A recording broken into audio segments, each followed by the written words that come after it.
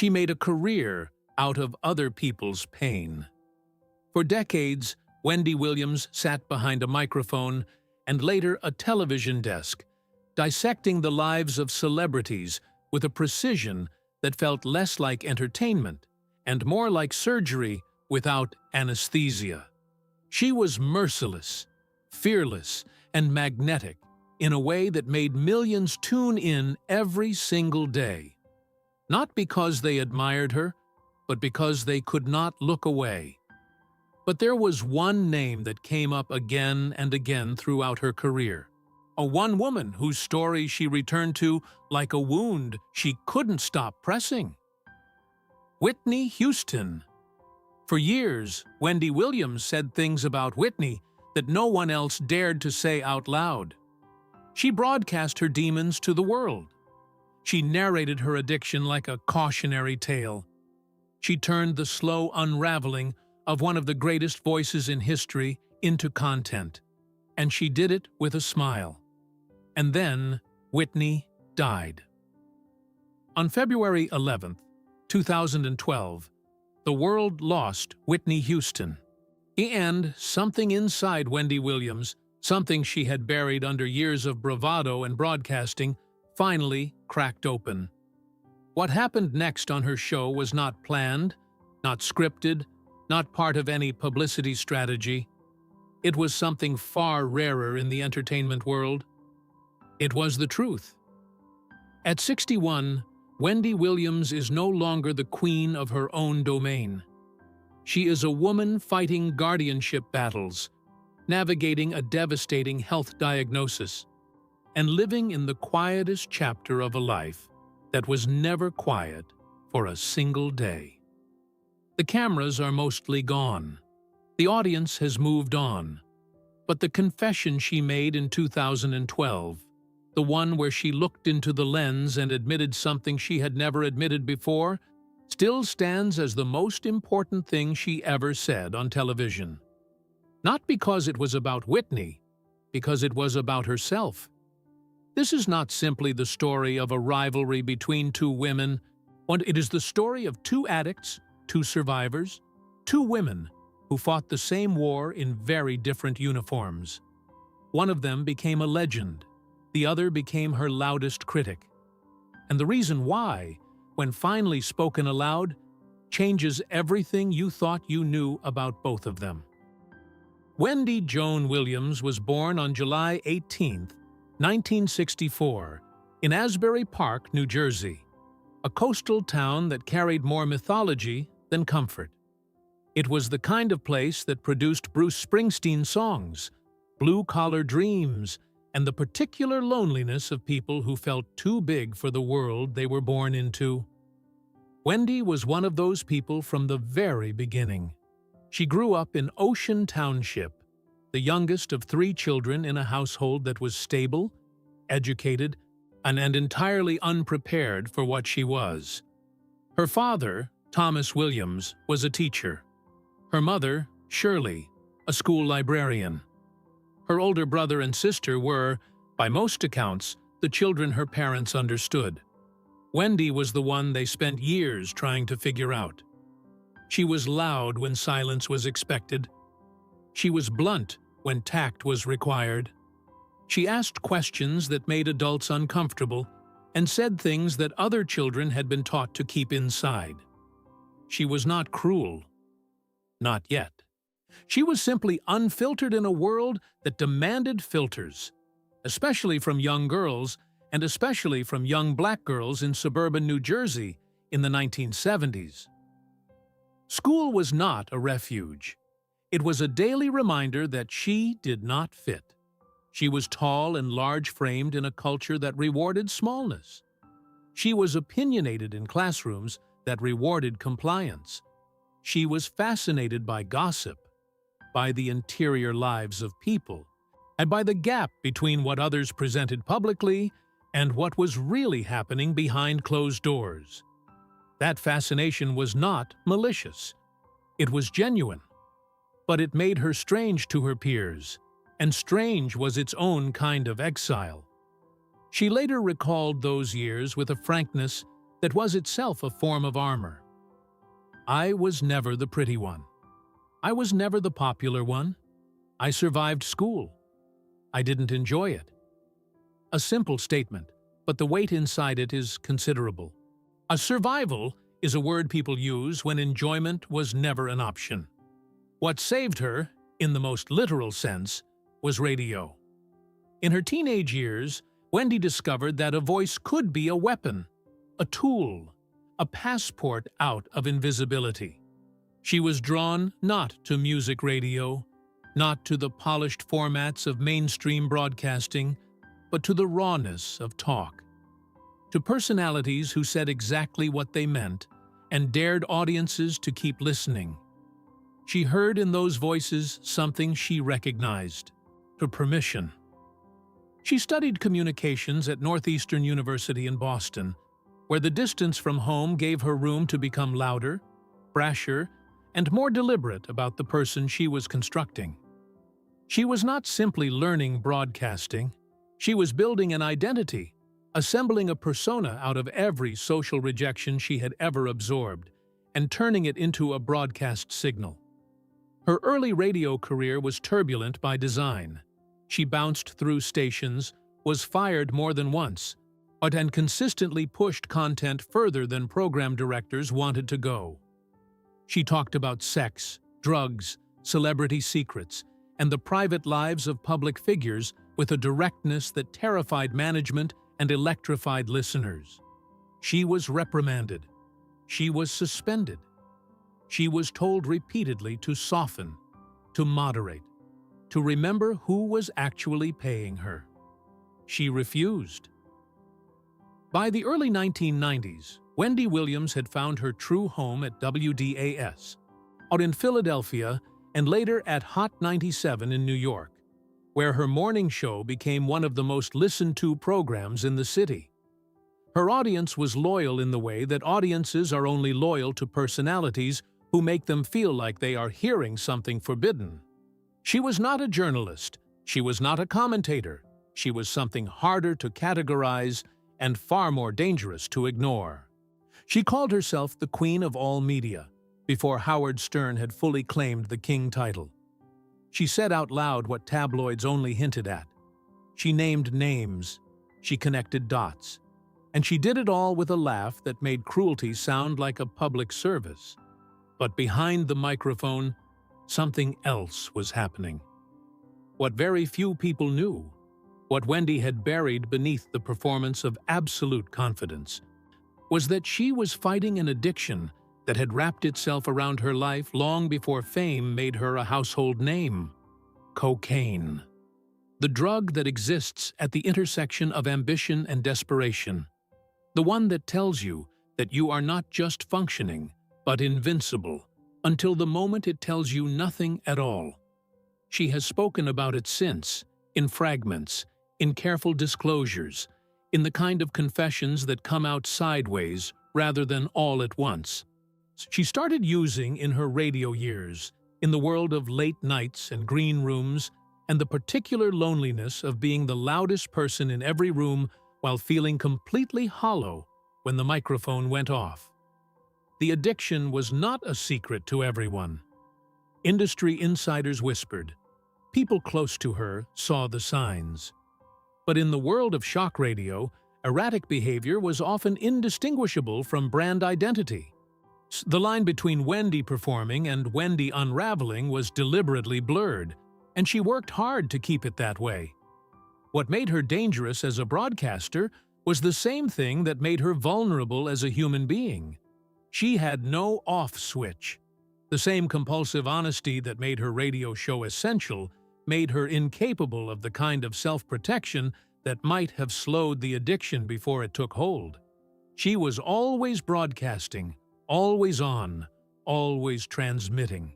And even when what she was transmitting was pain she hadn't yet named. And in this, though neither of them knew it, she and Whitney Houston had already begun to occupy the same territory. Whitney was recording her first album in 1985, the year Wendy was getting her first real radio foothold. They were operating in different galaxies of fame, Whitney was ascending into a kind of stardom that only comes along once or twice in a generation, the kind where your voice alone is enough to make a room go still. Wendy was building an audience out of the people that mainstream media ignored, the ones who wanted the truth behind the gloss, the gossip behind the gospel. They would not collide publicly for years, but the collision, when it came, would be spectacular and ugly and, in retrospect, entirely inevitable. And because Wendy Williams was drawn to Whitney Houston, the way certain people are drawn to a mirror they both need and cannot stand to look at. By the late 1990s, Wendy was at the peak of her radio power. Her show in New York was required listening in the industry. She had survived firings, feuds, and industry pressure that would have silenced a less stubborn personality. She had also, quietly and with enormous difficulty, begun the process of confronting her addiction. She entered treatment. She relapsed. She entered again. The war was private and prolonged and nowhere near finished. It was during this period, this specific window, when Wendy herself was most raw and most frightened about what the drugs were doing to her life, that she began to talk about Whitney Houston on air. And she did not say kind things. She discussed Whitney's rumored drug use openly, before it was confirmed, before it was reported in major publications, before anyone with a mainstream platform would touch it. She named the specific substances. She described what people around Whitney allegedly witnessed. She was relentless, and she was graphic, and she was, in the purely clinical sense of the word, accurate. The entertainment industry was appalled. Whitney's camp was furious. Bobby Brown issued statements. Lawyers were involved.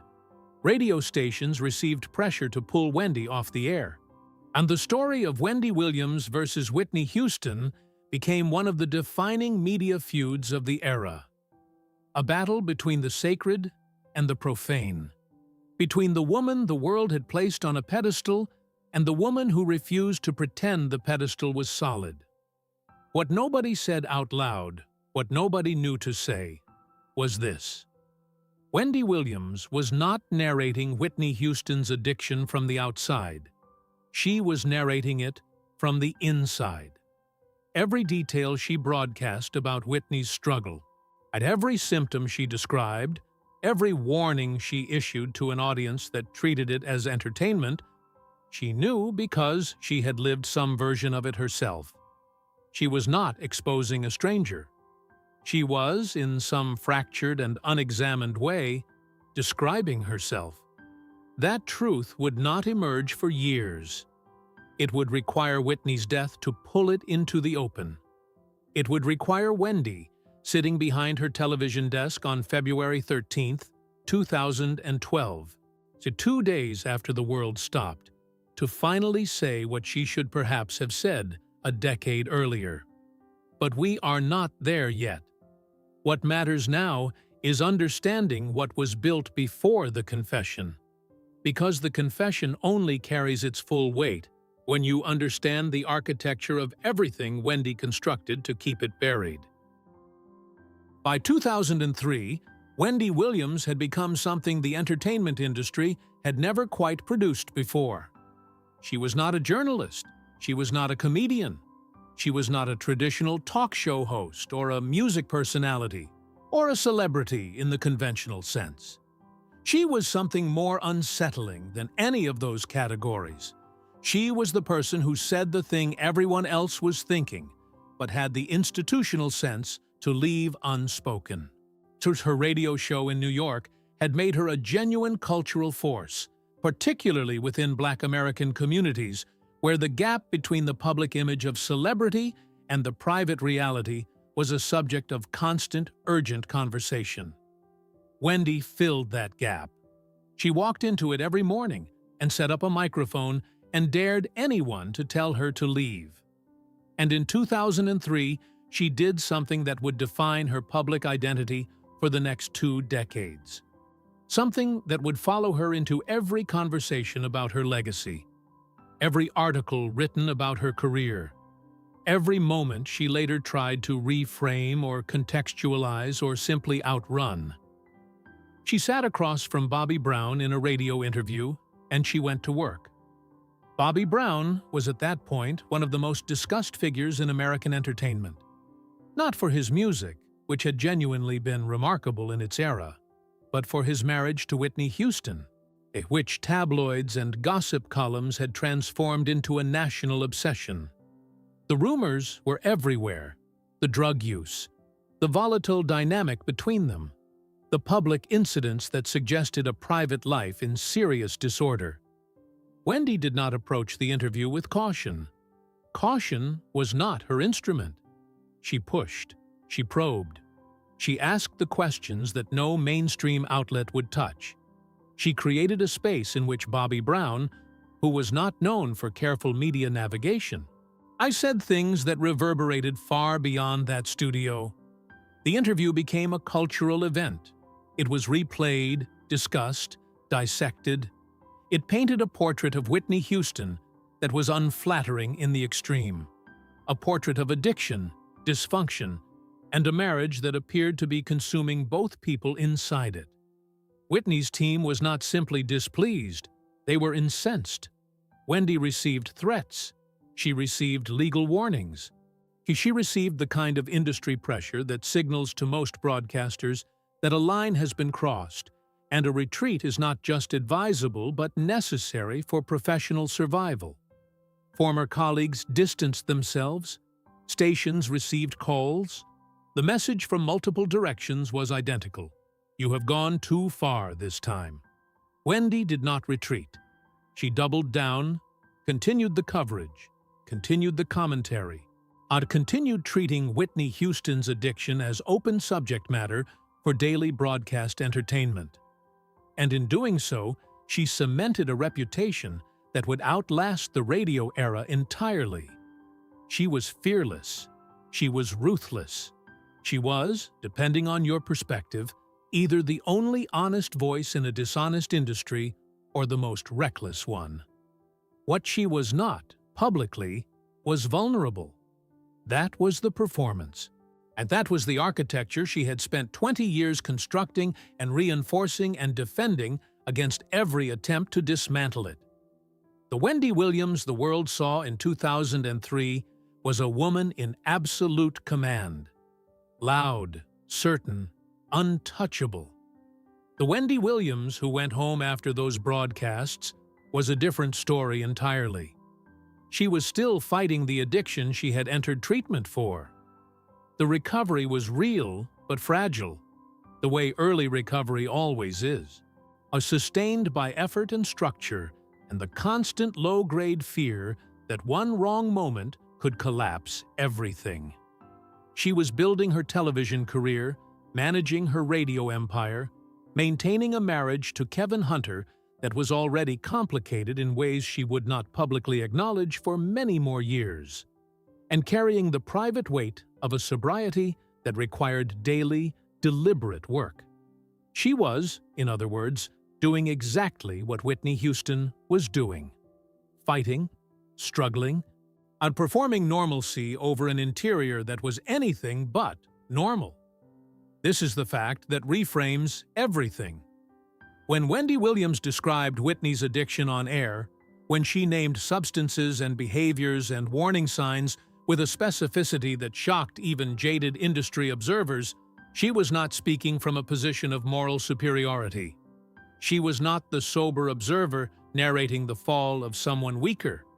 She was someone who recognized the symptoms because she had experienced them. So she was someone who understood the psychology of denial because she had practiced it. She was, in the most uncomfortable possible interpretation, narrating her own shadow while pointing at someone else's. Whether she understood that at the time is a question only she can answer honestly.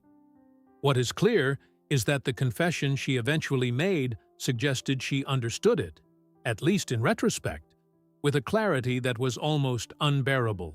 And the television show launched in 2008 and changed the scale of everything.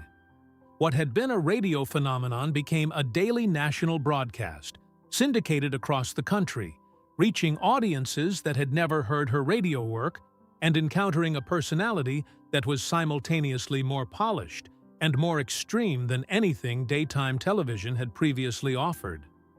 The set was bold, the energy was aggressive. The Hot Topics segment, in which Wendy dissected celebrity news with the efficiency of a forensic examiner, became the reason millions of people arranged their mornings around their televisions. She was magnetic in a way that defied easy explanation. She was not conventionally likable.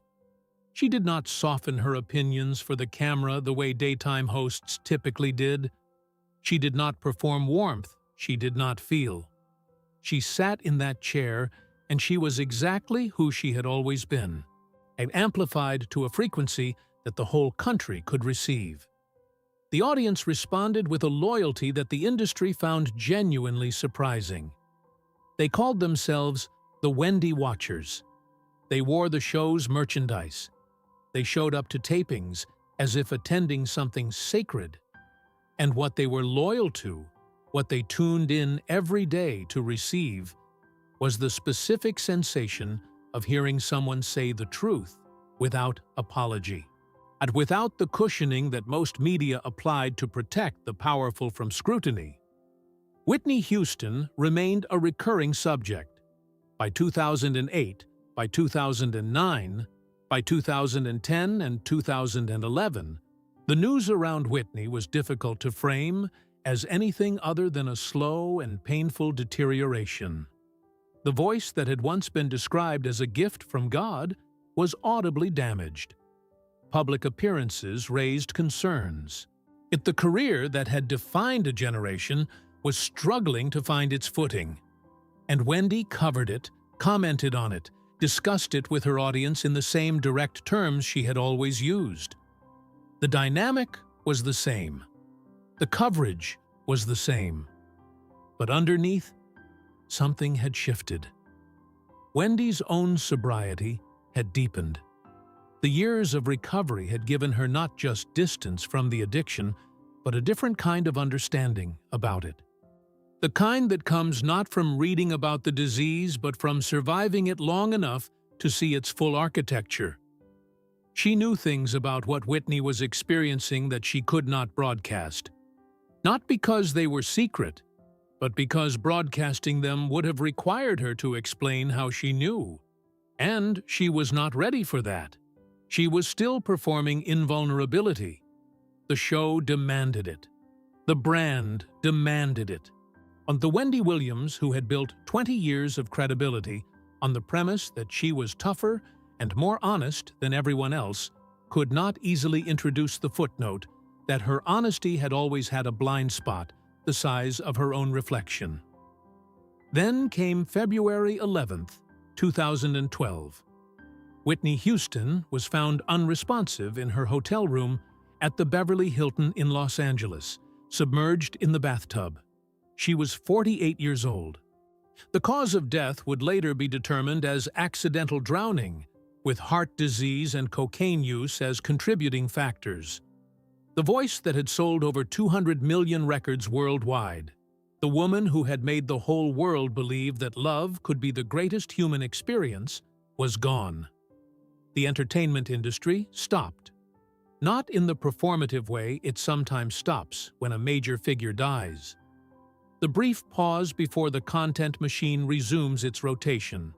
And it stopped in the way it stops when something genuinely irreplaceable has been lost.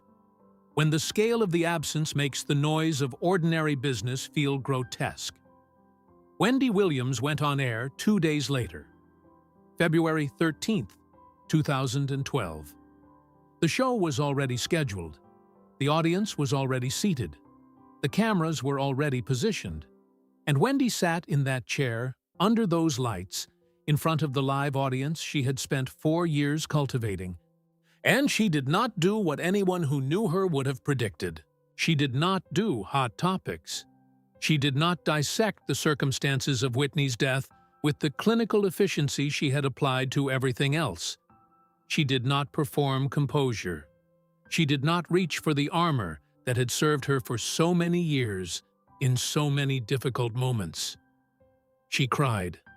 Not the contained, quickly managed tears that television personalities allow themselves when sentiment is required.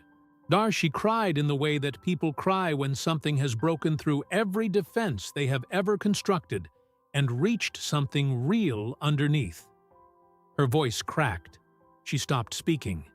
She started again and stopped again. The audience, which had come expecting the show they always received, watched something they had never seen before and would never see again in quite the same form. And then she said it. She told her audience that she had been harder on Whitney Houston than she had been on almost anyone else in her career. She acknowledged that. She did not minimize it. And then she explained why, in a confession that has never received the attention it deserved. Perhaps because its honesty was so complete that neither the media nor the public quite knew what to do with it. She said that she had been in recovery herself, and that the addiction she had covered so relentlessly in Whitney's life was a disease she knew personally. That when she looked at Whitney Houston and described what she saw, she was in some way describing what she had fought to escape.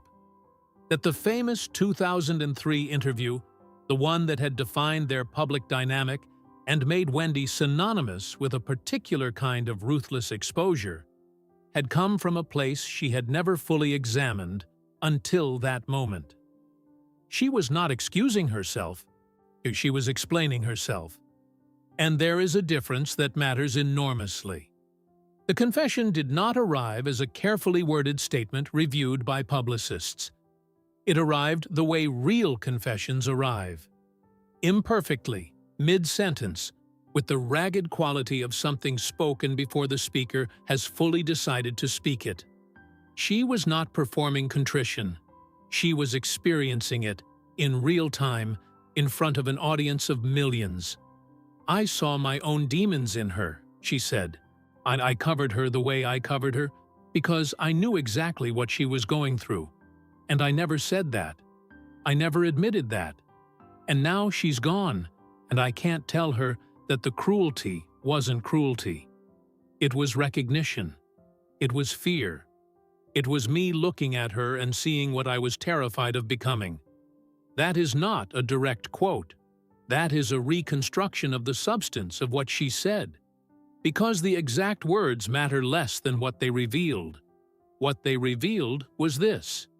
The most famous critic of Whitney Houston's addiction had been, all along, a fellow traveler in the same war. The exposure had been, at its root, a kind of unbearable self-recognition projected outward, because looking directly at it was too dangerous. The audience in that studio did not know how to respond. Some cried, some sat in silence. The usual energy of the show, the call and response, the laughter, the communal judgment of celebrity behavior was entirely suspended. So something real was happening, and everyone in the room understood it. The media covered the moment briefly. A few outlets noted that Wendy had been emotional. Some described it as a touching tribute. But the full weight of what she had disclosed, the specific admission that her years of Whitney coverage had been shaped by her own addiction and recovery, did not receive the sustained examination it warranted. It was treated as a moment of grief. What it actually was a reckoning. And reckonings, in the entertainment industry, have a short shelf life. The news cycle moved on. The show continued. Wendy returned to the chair, to hot topics, to the daily business of being the most talked-about personality in daytime television. The confession was filed away in the archive of things said on television that were true and important and quickly forgotten. But something had changed. Not publicly. Not in any way the ratings reflected immediately. But privately, out in the way Wendy talked about celebrity struggle, in the frequency with which she returned to themes of addiction and recovery. in the particular softness that occasionally appeared at the edges of her delivery when a story touched the territory she had mapped on February 13, 2012. She was never exactly gentle. That was not who she was, and it was not what her audience had come to receive. But she was occasionally something more complicated than cruel. She was occasionally, in the specific moments when the subject was addiction or loss or the private cost of public life, someone who appeared to be speaking from experience rather than observation. The years that followed brought their own complications in waves that accelerated rather than slowed. Kevin Hunter, her husband of more than 2 decades, the man who had been her manager and business partner, and the central fixed point of her personal life, he was revealed in 2019 to have maintained a years-long affair that had produced a child. The marriage that Wendy had defended publicly through years of industry rumors that she had cited as evidence that the woman behind the television persona was stable and grounded and loved, was exposed as something she had been surviving rather than inhabiting. The divorce was filed. The betrayal was total. And Wendy, who had spent her career narrating the private devastations of other people's lives, was now the subject of the same coverage she had always delivered. The irony was not lost on her. She acknowledged it. But acknowledgement is not the same as armor. And the period following the divorce was, by multiple accounts from people close to her, one of the most destabilizing of her life. The health disclosures began arriving in sequence. Hyperthyroidism, Graves' disease, lymphedema, the chronic condition that caused visible swelling in her legs and significantly restricted her mobility. And then, in 2023, the diagnosis that reframed everything that had come before: frontotemporal dementia, a progressive neurological condition that affects personality, behavior, and language. The specific tools that had been Wendy Williams's entire identity and instrument. The woman who had built a career on the precision of language, on the perfectly timed pause, on the ability to read a room and deliver a line that cut exactly where she intended, was facing a disease that attacks precisely those capacities. The guardianship battle that followed was ugly in the way that legal disputes involving incapacitated people are always ugly. Stripped of dignity, conducted in public, argued over the question of who had the right to make decisions for a woman who had spent 60 years making her own with enormous force. Her financial situation, once a symbol of what relentless ambition and fearlessness could build, was reported to be severely compromised. The accounts frozen, the assets disputed. The empire that had generated hundreds of millions in revenue over the course of a decades-long career was suddenly inaccessible to the person it had been built around. The audience that had loved her moved on, the way audiences do, to the next voice, the next personality, the next person willing to say the forbidden thing with a smile. And the chair she had occupied was filled by someone else. The slot she had dominated was reprogrammed. The industry that had made her indispensable found, as it always does, that no one is actually indispensable. But none of this, none of the divorce or the illness or the guardianship or the financial loss, changes what happened on February 13, 2012. What happened on that day was the truest thing Wendy Williams ever said on television. And the truest things are rarely the most covered ones. There is a particular kind of truth that only becomes visible from a distance. Not the distance of indifference, not the distance of forgetting, but the distance that comes when enough time has passed and enough has been lost that the original shape of a story finally becomes clear. You cannot always see the architecture of something while you are still inside it. Sometimes you have to lose almost everything before the structure reveals itself. Wendy Williams is 61 years old, She does not host a television show. She does not sit behind a microphone and dissect the lives of the famous with the surgical confidence that made her the most talked-about personality in American daytime television for the better part of 2 decades. She does not deliver verdicts on who deserves sympathy and who deserves exposure. She does not do hot topics. She lives under a legal guardianship that controls her finances and, in significant ways, her daily life. Or she lives with a diagnosis that is progressive and irreversible, a disease that has chosen as its specific target the very capacities that made her who she was: the language, the timing, the precision, the fearlessness. Frontotemporal dementia does not take memory first, the way Alzheimer's does. It takes personality. It takes the mechanisms of social judgment and verbal expression and the ability to be, in the fullest sense of the word, yourself. For Wendy Williams, that is not an abstract loss. It is the most personal one imaginable. And yet, the woman who sits in that quiet now, removed from the lights and the audience and the daily performance of absolute certainty, did something in February of 2012 that neither her critics nor her defenders have fully accounted for. She told the truth about herself on national television at a moment when the world was watching, when the story was about someone else, when the easier and more professionally sensible choice would have been to deliver a polished tribute and return to business as usual. She did not do that. She cracked open instead.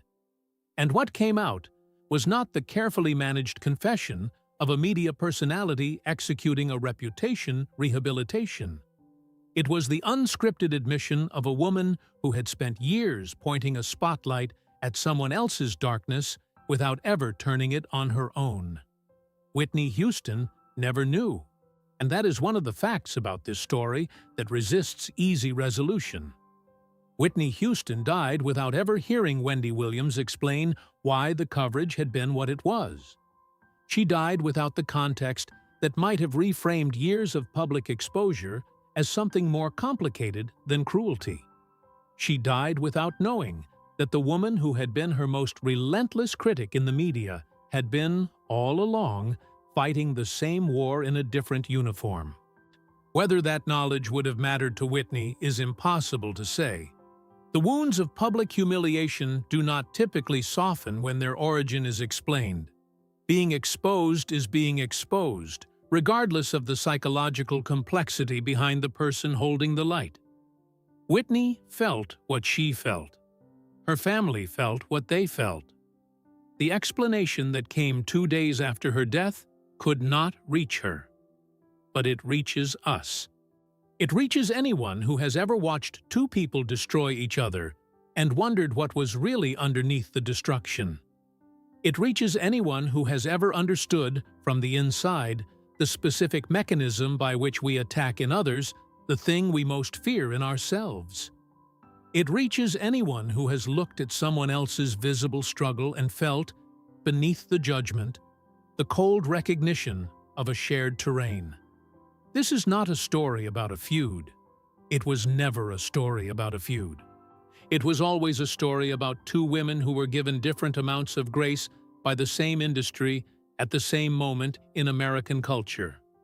Whitney Houston was given the grace of being loved first, of being elevated to a level of sacred status that meant her eventual fall would be narrated as tragedy.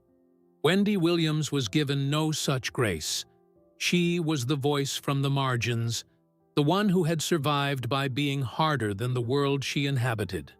The one whose addiction was never a tragic backstory, but a liability to be managed in secret, while she performed invulnerability for a living. The industry did not protect either of them. It consumed Whitney, and it celebrated the consumption. It amplified Wendy, and then discarded her the moment she could no longer deliver the performance at the level it required.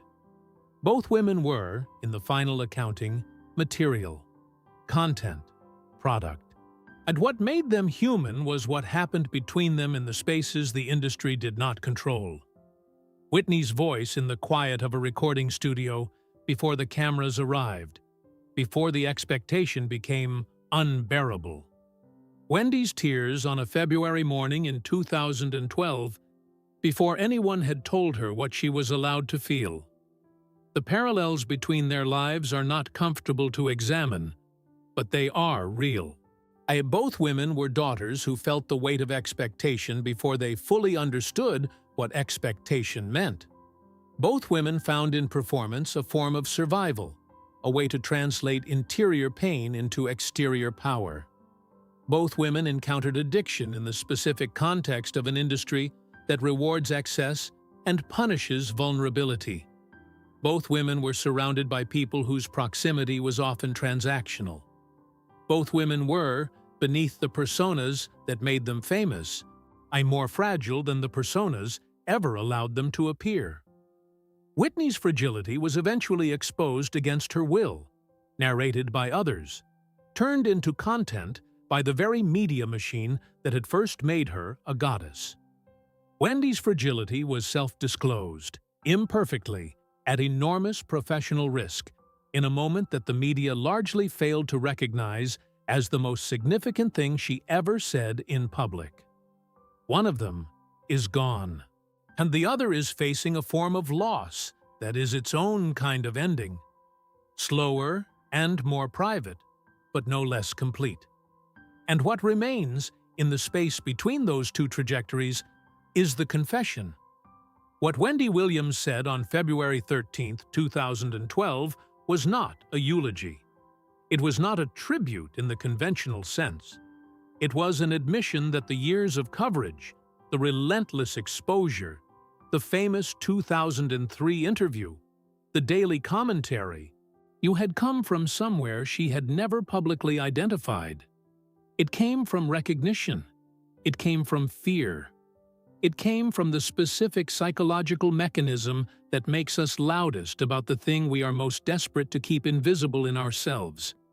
She saw her own demons in Whitney Houston.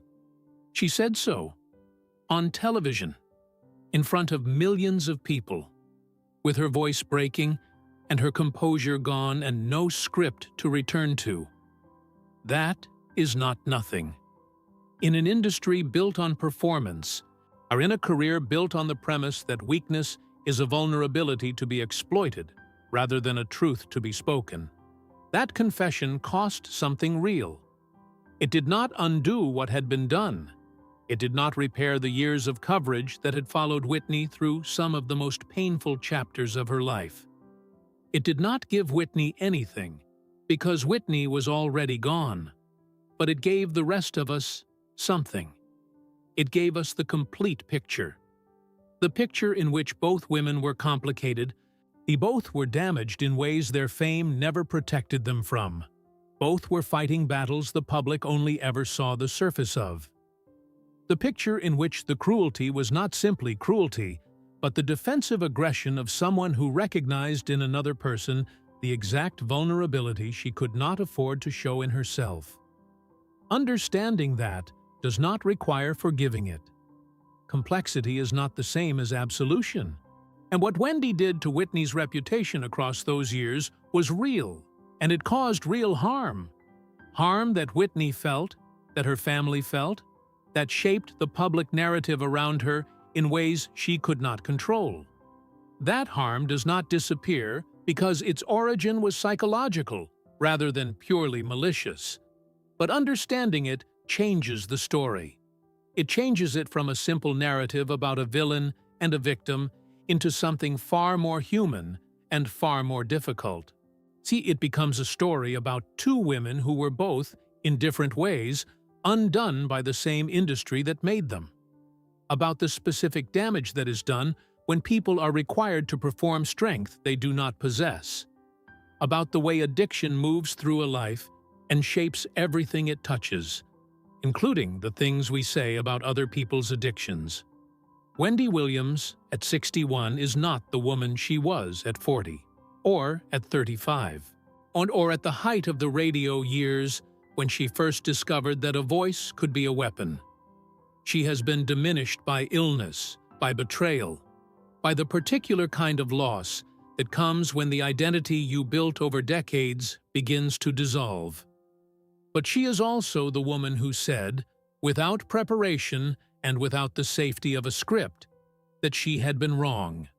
Not in those exact words, but in the only way that actually matters. In the specific act of looking at the camera and saying, I knew. I knew because I was there too. And I never told the truth about that until now. Whitney Houston gave the world a voice that will outlast everyone who ever spoke either kindly or cruelly about her. Her music is not a relic. It is not a historical artifact. It is still playing. It is still making people stop what they are doing and feel something they had not expected to feel. That is a form of immortality that no amount of tabloid coverage, no years of difficult headlines, and no painful final chapter could diminish. Wendy Williams gave the world something smaller, but no less real. She gave it a moment of honesty so complete that it briefly made the entire apparatus of celebrity media, the gossip and the judgment and the daily commerce of other people's pain, feel as fragile and temporary as it actually is. Two women, two addictions, two very different kinds of fame, and between them, for one unscripted moment, on a February morning in 2012, on the truest thing that either of their stories ever produced. Not a performance, not content, just the truth. And the truth, even when it arrives too late, even when the person it was owed to can no longer receive it, still matters. Because it is not only for them, it is for everyone watching who recognized something in the space between what Wendy said about Whitney and what Wendy finally admitted about herself. It's everyone who has ever been the loudest critic of a struggle they were quietly losing. Everyone who has ever pointed at someone else's visible wound to keep attention away from their own. The mirror Wendy refused to look at for so many years was always there. She looked at it on February 13th, 2012. And what she saw in it was not her enemy. It was herself. Subscribe for more untold stories. And if this one stayed with you, share it with someone who needs to hear it.